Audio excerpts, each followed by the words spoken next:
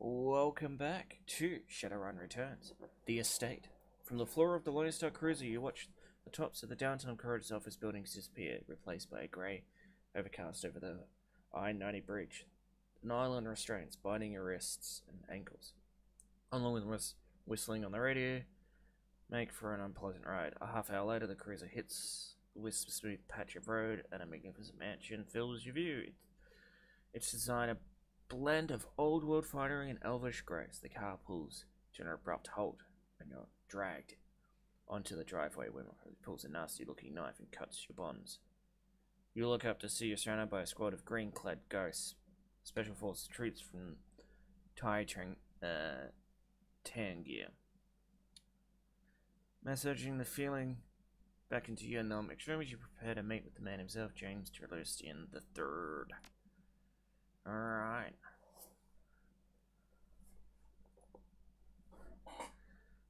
Well, what's the matter? Of course you don't. You're a shadowrunner, and you live by your own rules, don't you?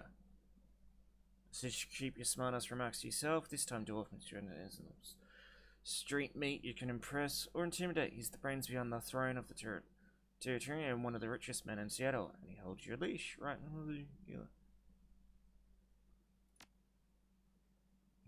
I love to kill you now, but his mouth continues to smack. I got one of the richest and most powerful in the Pacific Northwest taking care of me, dumbass. What do you got? Very well. You dumbass, I enjoy your chat. Mr. Quatch, the butler. The tall fussy elf with the hair of Victorian butler studies you from far above in a maneuved height. Before he speaks, he doesn't like what he sees.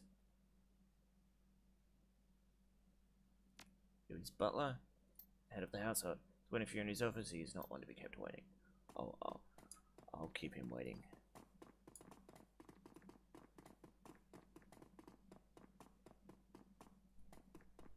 Algernon.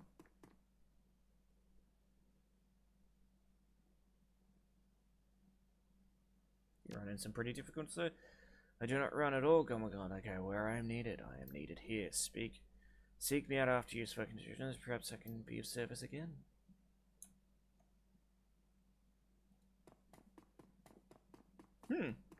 Interesting.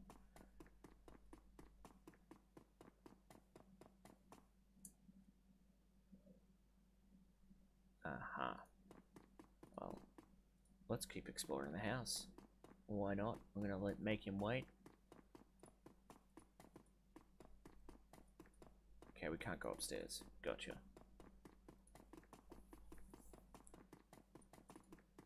Double time.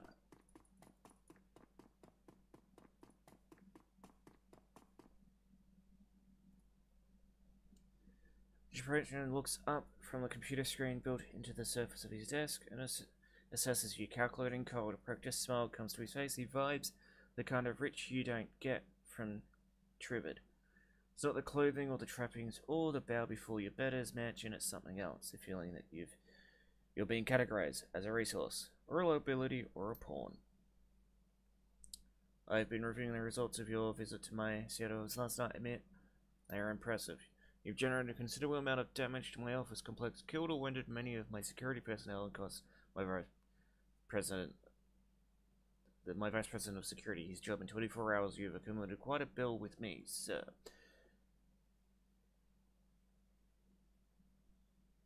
How do you send me? Hey, you already comes to the container I took. I have nothing. Would you like to check? I understand humor. I do not appreciate it, but I understand its uses. Yours was not a good use of humor. However, it neither charmed me, disarmed the tension, nor infuriated me to the point of providing you with a quick death. Before you attempt any more of your lowbrow monkey shrines, I will lay out your tactical situation. You have one piece of information which you might use the opponent in the little time you have left to live. Why you took what you took. I'm interested to know why you and your team of criminals fought your way through my security teams up to my private office to access the Matrix and uncover the location of a simple project.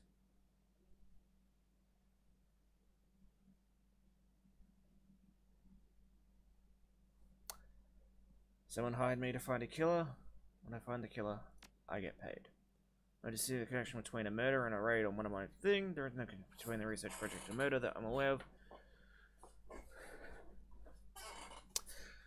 The victim was killed by a woman. The woman is protected by giant bugs. Aegis kills giant bugs. Kill the bugs, kill the woman. Get paid. I find your bluntness somehow refreshing. He touches the button on the desk, Mr. Gross. Please ask my daughter to join us. The young, pretty elf has dark circles under her eyes and 100 expressions on her face. She recognizes you instantly. It's you. You're the what? You're the man who helped me escape from the universal brotherhood. How did you get here?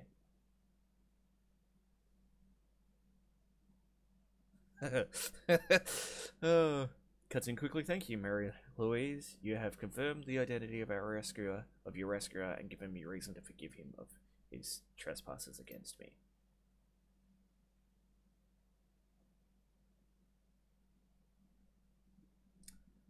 Good to see you got out okay, Mary Louise. I'm not okay. I can't sleep at all. I'm afraid that this is a dream and that I'll wake up there and still be there with the bugs.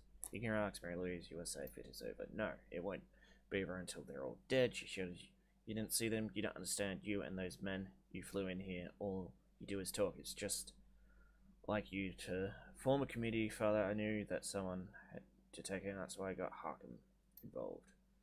Your already cold extrusion turns to ice. I see. It was you and your crippled little friend who leaked Aegis to this man. We'll speak of it later in private. Now then, go on. There are people I wish you to meet. The committee my daughter alluded to. This is a revenue for a man of the streets such as yourself. I urge you to behave.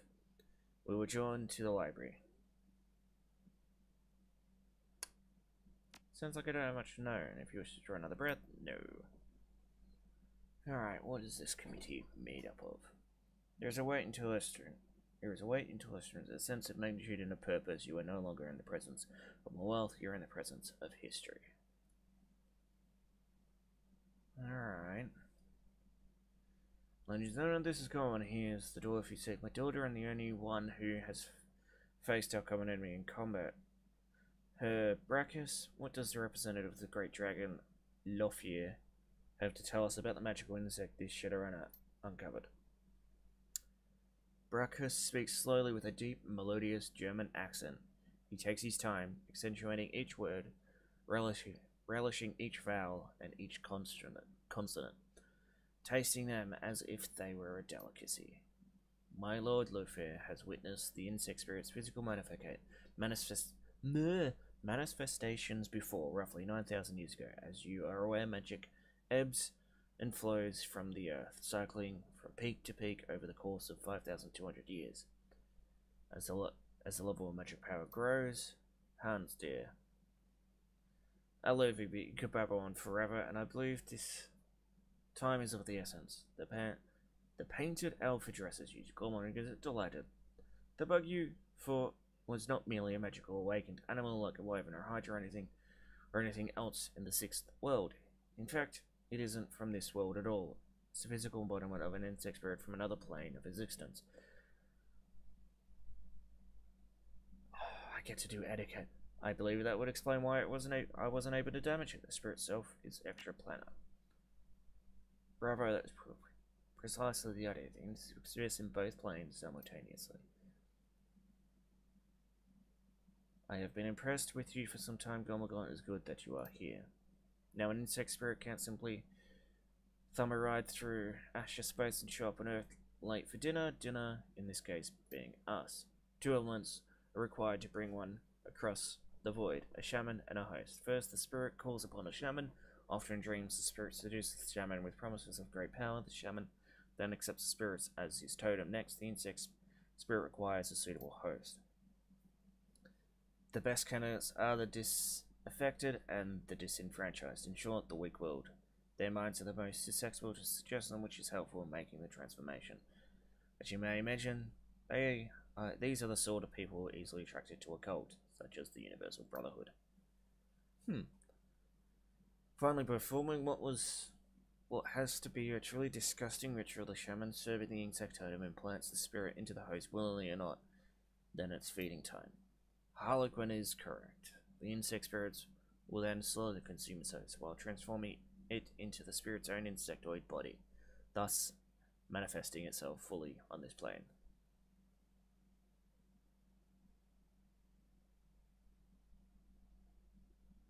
What's this has to do with a great dragon and an elf who likes cosmetics? Funny kid, but it's no laughing matter. This is bigger than hunting down an insect shaman or putting a 9mm rounds into a bug. Nishimura's prayer, a nest for the summoning of a queen. Once a nest has its queen, Chilichu explodes with newly manifested insect spirits. They swarm out the nest, feasting on all of the flesh they can find and implanting more insect spirits into the fresh corpses again and again and again. They're in full silence, as you can see the narrow faces grim to us breaks the silence. It's not an infestation, Gormagone, it is an invasion.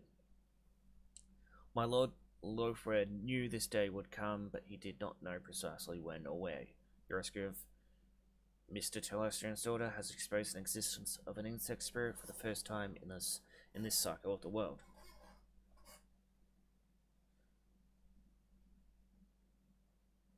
So you're early to the party this time. This gives you the upper hand. Right.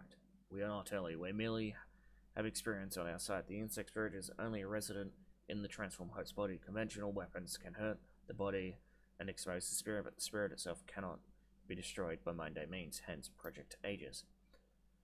Her Telestrian's biotechnology and agricultural division worked with my lord Lurfier's thaumaturgical engineers and designed Project Strain insect spirit once it is released from its host. The formula, a fluorescent astral bacteria strain, exists in the physical and astral plane at once and can thus affect the insect spirit. Now that was a mouthful. Did you memorize it, or are you reading it off the index cards? My director of R&D, Diane Ravenwood, will explain how Project Aegis will be used in the field. Dr. Ravenwood. Oh. She's speaking now. Our weapons specialists have rapidly prototyped a delivery device for the fluorescent astral bacteria strain. They've created some prototype launchers which fire Aegis-filled shells. When fired, the shells will discharge a high-velocity stream of the bacteria. In order to destroy one of the bugs, it must first be damaged using conventional weapons or magic until the spirit is released from the host body. Then the insect must be shot with the Project Aegis prototype launcher destroyed. So in order to stop the invasion of insects from the dimension, Dragon and an elf could create a magical insecticide. Aegis is a multi-dimensional bug spray. Crudely put, but accurate.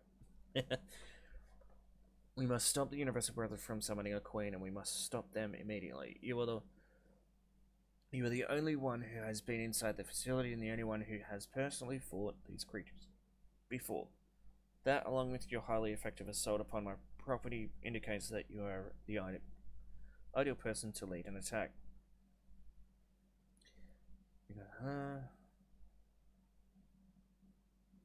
I'm flattered. When he grins and his red lips catches the light, you should be. Come on, kid. When fate taps you on the shoulder, you gotta pay attention. Unfortunately, she has the nasty habit of tapping you on the opposite shoulder so that when you turn around, she's on your other side giggling like a deranged schoolgirl. I hate that. Enough. Are you willing to undergo the mission, though? My job is to bring a killer to justice, not lead an assault against monsters out of nightmares. You have been killing me to show me how to use the Aegis and I'll get it done. Excellent. Claps his hands and it sees the circus for the first time. I love the way that the short-lived are willing to die even faster. It's very inspirational. Brachus raises his hand, Harlequin's copying his shot. There is one final note, a warning if you will. You have seen the danger the insects represent, but you have not witnessed the shaman's power. The shaman must tap into a powerful source of magic in order to summon a queen. We do not know what abilities that power source will grant. Beware of the insects, but do not underestimate the shaman. Alright. Hey, don't scare the kid, Hansel. We still need him to go on the mission. By the way, I'm coming with you, Gormagone. I wouldn't mind seeing these creatures for myself. I missed them last time. Celestian will bankroll you so you can hire the rest of the team. Find me when you're ready to go and we'll bug right out of here. He sighs. Yes. Speak with Harlequin when you are ready to depart. If you wish to acquire additional supplies for your mission, find my assistant. Quality is highly resourceful.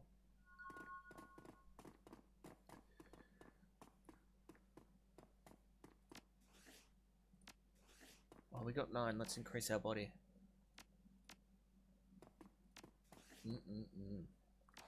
What's the maximum? Is that for trolls? That's for orcs. Ah, 11 is for dwarves.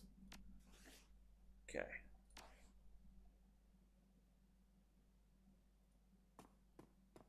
Algernon. I have a question first. Were you spying on me at the Seamstresses Union? You mistake. Your importance coming. No, I was not spying on you. Not until Miss James knew you were beneath my nose. I saw only a customer. Can I see what you're selling? Level 3. Maybe a fireball? No. Fire explosion. Ongoing damage.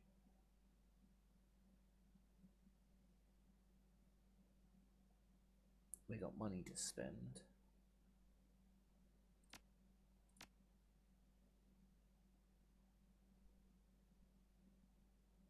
Yeah, I guess the fireball ignores armor and targets willpower and does ongoing 10 HP the last 2 rounds. Maybe that. Yeah. Hans.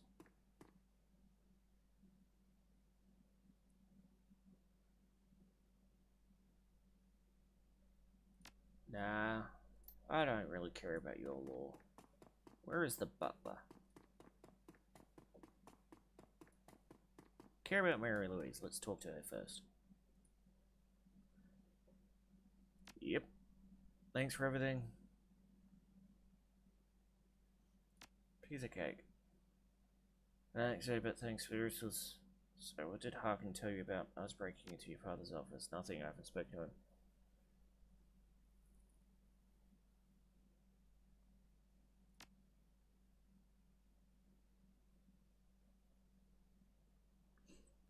While we locked up in the universe brotherhood, Father didn't approve my boyfriend and tried to scare me off. Something went wrong and Harkin ended up in a wheelchair. Father covered the whole thing up and lied to me about Harkin. He told me horrible things, and I believed him. My aunt Leanne told me the truth about Harkin and how my father lied. She preyed upon my anger. I was so disgusted with him, it was easy for her to get me to leave and join her new family in the US. Why did Leanne tell her stranded in the universe brotherhood went with you? Leanne was excited to have me there. Manic. She talked about the inner circle and how I was going to be at its center. She said I would be their queen. The way she spoke, it was as if she's seeing God or something. Her eyes closed and shrugs. But it's not God she sees, it's bugs, only bugs. Was it Harkin helped you in the Matrix? Yes, even after my father ruined his life and convinced me to hate him, he's still been watching over me, my angel, in cyberspace, Baron Samedi. After we escaped, I told Harkin about the Brotherhood and about the bugs. It was his idea to steal Project O so he could go back into the universe where they exterminate the bugs, but I don't know how he knew about it, but I'm assuming just knows. I think I should go. Alright, interesting. Where's the butler?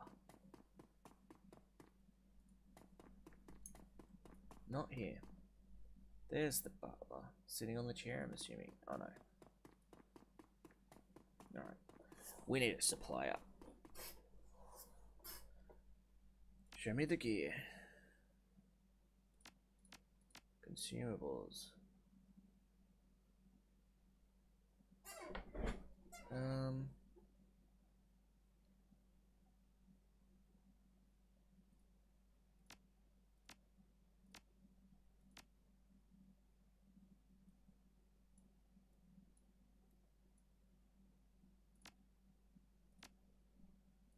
There we go. We don't really need that. We'll just get another med kit on me. Show me the outfits. We got the best outfit for us.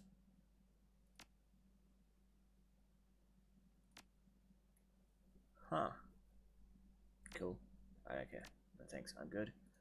Alright, we're good to end the episode. Leading up to Possa, I think, would be potentially the final fight. So I hope you guys enjoyed. If you did, let me know in the comments below. Otherwise, hit the subscribe button, small notification to keep up to date, and I'll see you guys next time. Bye bye.